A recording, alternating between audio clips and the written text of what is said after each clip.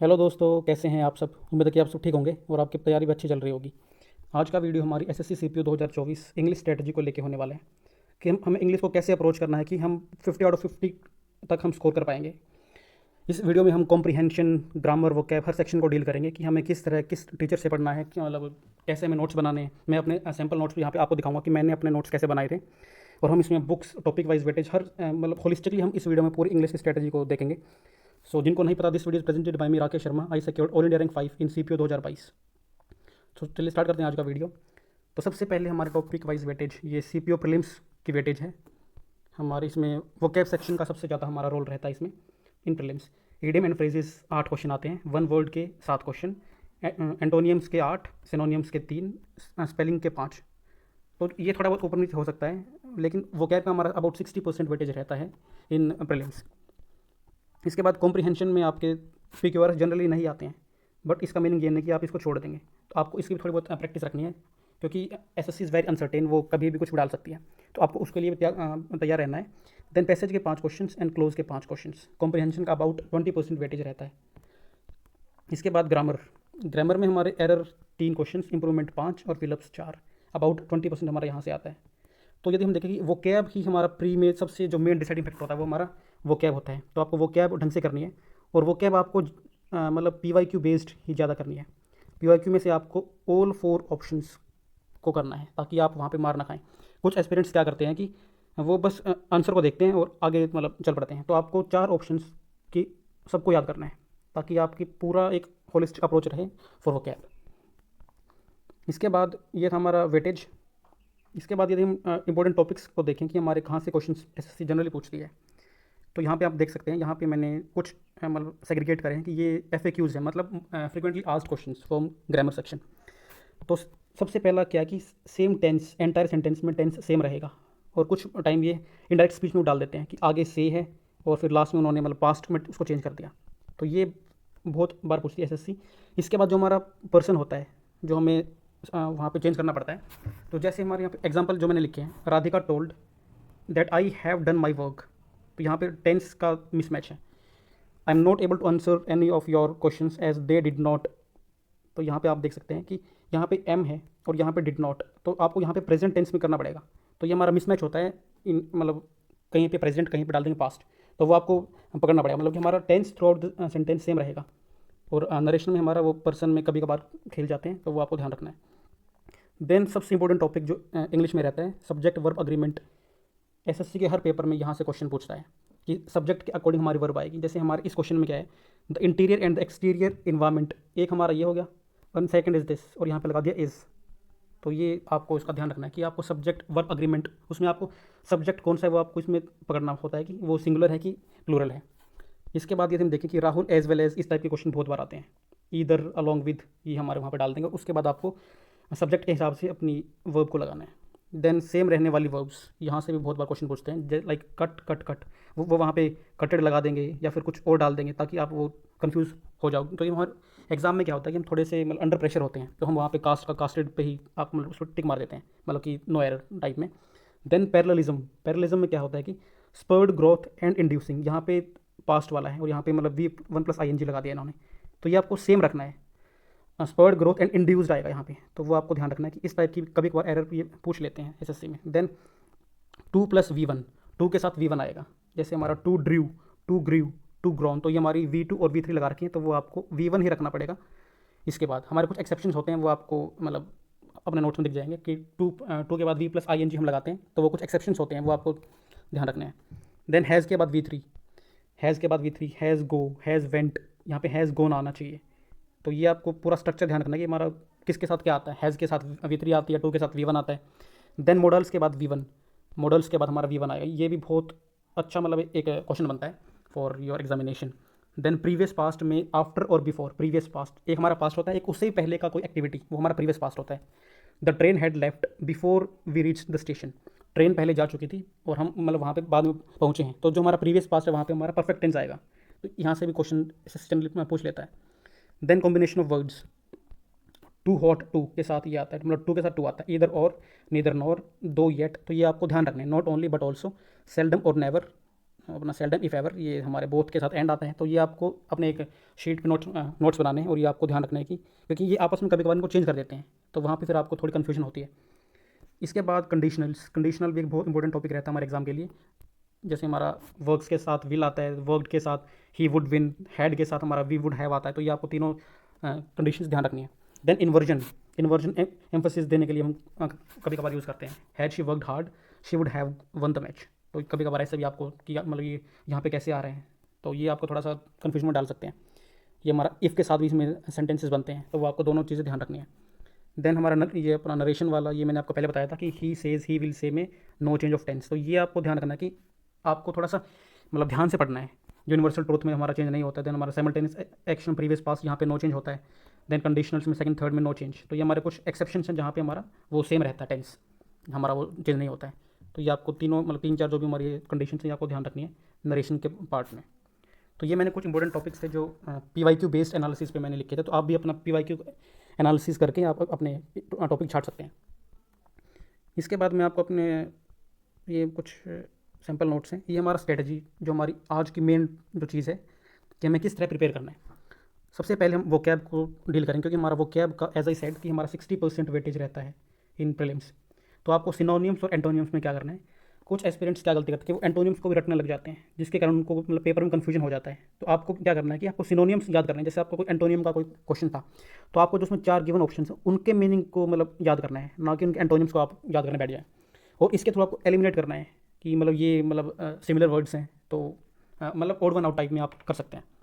क्योंकि मैंने जनरली देखा कि एसएससी की जो वोकैब पोर्शन होता है उसमें यदि आपको ओड वन आउट आता है, ओड वन आउट यदि आपका क्लियर है कि आपको मतलब कुछ उनका मतलब पॉजिटिव नेगेटिव सेंस का आइडिया आपको है, तो आप उसमें एलिमिनेट कर लेंगे। तो आपको मतलब उस वर्ड की थोड़ी सी मतलब सेंस यदि मालूम हो तो आप इजीली उसको एलिमिनेट कर लेंगे ऑप्शंस को। क्योंकि एसएससी में जनरली क्या होता है कि 3 क्वेश्चन सेम डाल देंगे और चौथा अलग होगा, और जो हमारा अलग होगा वो हमारा आंसर होता है मोस्ट ऑफ द केसेस। तो ये आपको थोड़ा सा ध्यान रखना है। इसके बाद हमारे जो वन वर्ड होते हैं और ईडियम फ्रेजेस आजकल थोड़े से आउट ऑफ बॉक्स पूछे जा रहे हैं, मतलब बियॉन्ड PYQs। तो ईडियम फ्रेजेस आप थोड़ा सा ढंग से करें। वन वर्ड जनरली वो PYQ बेस्ड ही पूछते हैं। इसके बाद जो हमारी स्ट्रेटजी होनी चाहिए वोकैब को लेके, उसमें सबसे बड़ा रामबाण है मल्टीपल रिविजन्स। आप देसी मतलब जिसको थोड़ी सी ज़्यादा प्रॉब्लम है वो देसी पढ़ाकू की वोकैब की मैराथन है वो देख सकते हैं। क्योंकि उन्होंने वहाँ पे क्या किया कि उन्होंने वर्ड्स को तोड़ के या फिर उन्होंने कुछ हिंट बनाई है कि जिसके थ्रू आपको वो वर्ड दिमाग में सेट हो जाता है। तो आप क्या कर सकते हैं कि यदि आपको प्रॉब्लम ज़्यादा है तो देसी पढ़ाकू चैनल पर जाके आप हर वीडियो को, उन्होंने 4 वीडियो डाल रखी है, 4 वीडियो मतलब ईच फॉर मतलब 1 for each, synonym, antonym, one word, then idiom and phrases. तो आप उसको 2x में देख सकते हैं। मैं आपको ये बोलूँगा कि आप उसको 2x पे 2 से 3 बार देखें, देन वॉचिंग एट 1x। तो ये आपके लिए ज़्यादा फ्रूटफुल रहेगा, क्योंकि आपको वो क्या रिवीजन मांगते हैं। आप उसको 2x पे देख सकते हैं, लेकिन वो आपको 2 से 3 बार देखनी पड़ेगी। इसके बाद जो मैं आपको इसके लिए वोकैब के लिए सजेस्ट करूँगा, आप सबसे पहले PYQ ही करें पिनाकल से। यदि आपके पास टाइम बचता है then you can go for black book. और ब्लैक बुक में आपको FAQs करने हैं, मतलब जो जैसे उसमें 100 रिपीटेड मतलब ईडियम फ्रेजेस ऐसा कुछ होता है उसमें, तो वो आप देख सकते हैं। तो पहले आपको Pinnacle is your first priority, then you can do these 100 repeated questions. इसके बाद आपको पिनाकल से नोट्स बनाने हैं। नोट्स में आपको आने वाले कुछ टाइम में दिखाऊंगा कि मैंने नोट्स कैसे बनाए थे, कैसे मैंने उनमें कलर कोडिंग की थी। तो ये हमारा 3 राउंड स्ट्रेटजी, कैसे आपको मतलब नोट्स में आप अपने कंटेंट को लिमिट करना है। तो ये हम आगे देखेंगे वीडियो में। इसके बाद ग्रामर सेक्शन में आपको क्लास नोट्स, मतलब आपने जिस भी टीचर की क्लास की है उसके सेल्फ मेड नोट्स हैं, तो उनमें आपको हाईलाइट करना है कि आपको कौन सा फॉर्मूला मतलब कौन सा रूल आपको याद नहीं हुआ है, जिसमें आपको ज़्यादा प्रॉब्लम आ रही है, आप उसको हाईलाइट करें। और आपको एग्जाम से पहले तक जो आपके हाईलाइटेड हैं इनको ज़्यादा से ज़्यादा रिवाइज करना है। तो ये आप उनका मतलब ज़्यादा से ज़्यादा रिवीजन करें, ताकि आप पेपर में जाके कन्फ्यूज ना हो जाएं। और इसके बाद यदि किसी ने अभी तैयारी स्टार्ट करी है तो उनके लिए जो मतलब अच्छी चीज़ रहेगी, मतलब कंटेंट रहेगा, वो है 120 rules of grammar bye Nimisha Bansal madam. ये मैंने अपनी बिल्कुल इनिशियल फेज़ में देखी थी। ये आई थिंक 11-12 घंटे की मैराथन है, if I am not wrong. तो ये आप देख सकते हैं, और इसके आपको नोट्स बनाने पड़ेंगे, क्योंकि ये एक बहुत अच्छी वीडियो, वहाँ पे उन्होंने सारे रूल्स को एक जगह इकट्ठा किया है। 120 rules of grammar bye Nimisha Bansal madam, ये आप देख सकते हैं। इसके बाद मैंने आपको जो अभी दिखाया कि मोस्ट प्रोबेबल एरियाज FAQs, वो आपको आइडेंटिफाई करना है। ये आपका मतलब ये आपके एफर्ट्स को चैनलाइज करेगा कि आपको किस एरिया पे ज़्यादा फोकस करना है। So this will help you a lot in your, मतलब इसको हम स्मार्ट स्ट्रेटजी बोलते हैं, कि पूरी बुक को रटने से बेटर है कि आप जो आपका लिमिटेड कंटेंट है उसको आप बिल्कुल रट लें अच्छे से। So that will be useful for you. इसके बाद कॉम्प्रिहेंशन में आपको क्या करना है, इंग्लिश माध्यम एक टेलीग्राम चैनल है, वो उस पर डेली कुछ कंटेंट डालते हैं, वो आपको सोल्व करना है। इसके बाद फ्रेजल वर्ब्स और प्रीपोजिशन, इसको याद करना मतलब बहुत एक डिफ़िकल्ट काम होता है। तो मैंने किया था और वो मेरे लिए थोड़ा यूज़फुल भी रहा। FAQs और PYQs से मैंने उनको नोट डाउन किया था। एंड आपको अपना कंटेंट लिमिटेड रखना है, और ये ऐसा एरिया है जहाँ पे आपको मतलब बहुत मतलब इशू आता है।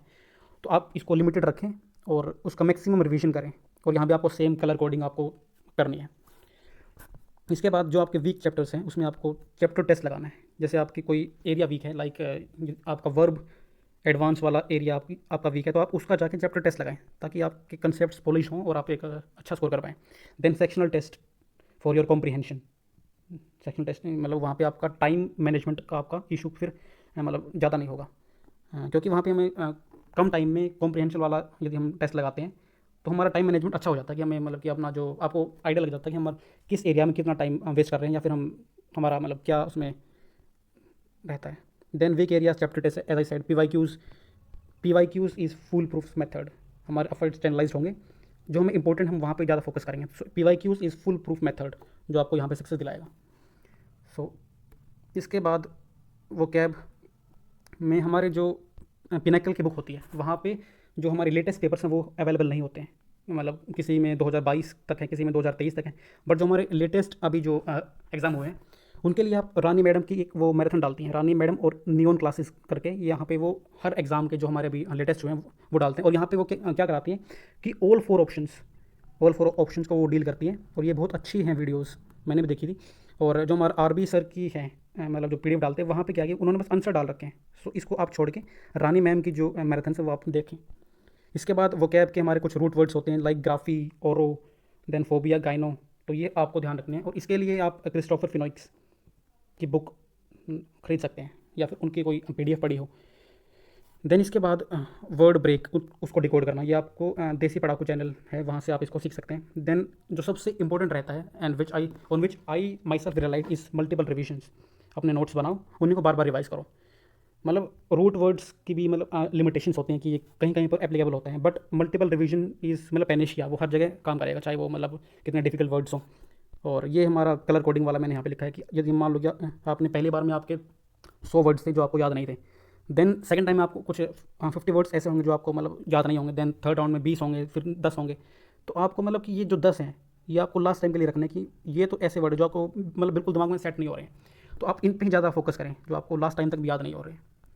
मतलब कि आप जितना कंटेंट को लिमिटेड रखेंगे आप उतना ही कॉन्फिडेंट फील होंगे एग्जाम के टाइम पे। तो आप इसको लिमिट करें, चाहे वो आपके ग्रामर के नोट्स हों, कॉम्प्रिहेंशन के कुछ टेक्निक्स हों, तो ये आपको कलर कोडिंग करनी है। देन यदि हम टीचर की बात करें, दिस इज़ फॉर फ्रेशर्स जो अभी तैयारी स्टार्ट करेंगे, and this is Jaydeep sir. I मतलब कि मैंने भी यहाँ से क्लासेस की थी, पूरा बैच अबाउट आई थिंक 150 या फिर 120 क्लासेस हैं पूरे कोर्स में, तो मैंने वो की थी। देन अमन वशिष्ठ सर, ये कोर्स छोटा है और मतलब अच्छा है। देन नीतू मैम का कोर्स। इसके बाद यदि हम बुक्स की बात करें तो बुक्स में आई विल रिकमेंड कि सबसे पहले आपको क्लास नोट्स आपने जिस भी टीचर से की है, और यदि आपने कोई कोर्स नहीं लिया then you can go for plinth to paramount की जो बुक है वो आप कर सकते हैं by Neetu ma'am. Then Pinnacle PYQs as I said is must, इसको आप छोड़ नहीं सकते किसी भी हालत में। देन जिसको ग्रामर में ज़्यादा प्रॉब्लम है वो ये 2 books SP Bakshi and mirror of common errors यहाँ से प्रैक्टिस कर सकते हैं। और ये था हमारा पूरा बुक्स और टीचर्स जो हमें फॉलो करने चाहिए। इसके बाद अभी मैं आपको अपने नोट्स दिखाता हूँ जो मैंने अपने प्रेपरेशन फेज़ में तैयार किए थे, तो मैंने वहाँ पे कैसे उनको कलर कोडिंग किया। लाइक ये हमारा वो कैब का है, जैसे मैंने पहले राउंड में ये जो सारे के सारे वर्ड्स लिख लिए, देन सेकंड राउंड में कि जो मुझे याद नहीं हुआ मैंने वहाँ पे स्टार लगा लिया ये, देन थर्ड राउंड में मतलब हाईलाइट कर लिया, फोर्थ राउंड में कुछ और अप्लाई करा। तो ये हमारा कलर कोडिंग कि हमें कौन से वर्ड्स लास्ट तक भी याद नहीं हुए हैं, तो वो इन्हीं वर्ड्स पे आपको ज़्यादा फोकस करना है। मतलब ये कलर कोडिंग अभी मैं भी भूल गया हूँ मैंने पहले कौन सी की थी। देन जैसे हमारा ये अवर्जन है, इसके साथ आप अवर्जन 2 कि यहाँ पे मतलब कौन सा प्रीपोजिशन लगेगा, बोर्ड, बाय, तो ये आपको साथ साथ में याद करना ताकि आपको कोई एक्स्ट्रा वर्ड ना डालना पड़े बाद में, तो आप प्रीपोजिशन को भी साथ में डील कर सकते हैं। देन ये रूट वर्ड वाले हैं ग्राफी, कैकोग्राफी, होमोग्राफर, ये तो ये था हमारा वो कैब। देन यहाँ पे आप देख सकते हैं कि मैंने कभी रेड पेन को यूज़ किया है, कभी ग्रीन पेन, कभी स्टार किया है, कभी कुछ किया है। तो ये आपको कलर कोडिंग करने की, आपको कौन से आपके लिए डिफिकल्ट वर्ड्स हैं जो आपको याद हो चुके हैं वो आप मतलब ये ऐसे छोड़ सकते हैं ब्लैंक, और जो आपको याद नहीं हुए हैं तो वो आप जैसे कि यहाँ पे मैंने कुछ हिंट लिखा है, एपोग्राफ मतलब एपोक्राइफल, यहाँ पे कि एपो मतलब आपो बनाई मतलब मन गठत है, तो इस तरह से आप उसको मतलब वर्ड को तोड़ सकते हैं। आपो मतलब हरियाणवी में आपो बोलते हैं, वो आपको बनाई स्टोरी टाइप। तो इस तरह आप अपनी रीजनल लैंग्वेज में कुछ भी अपने मतलब उसको तोड़ के बना सकते हैं।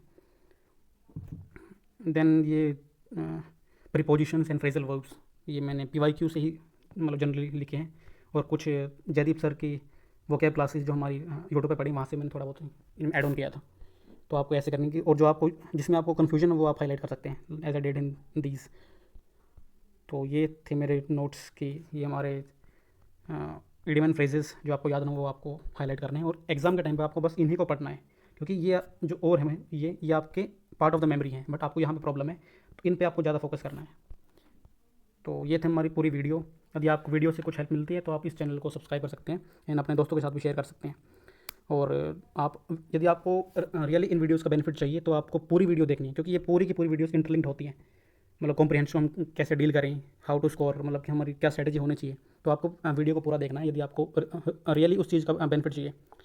So that's all for the day, have a nice day.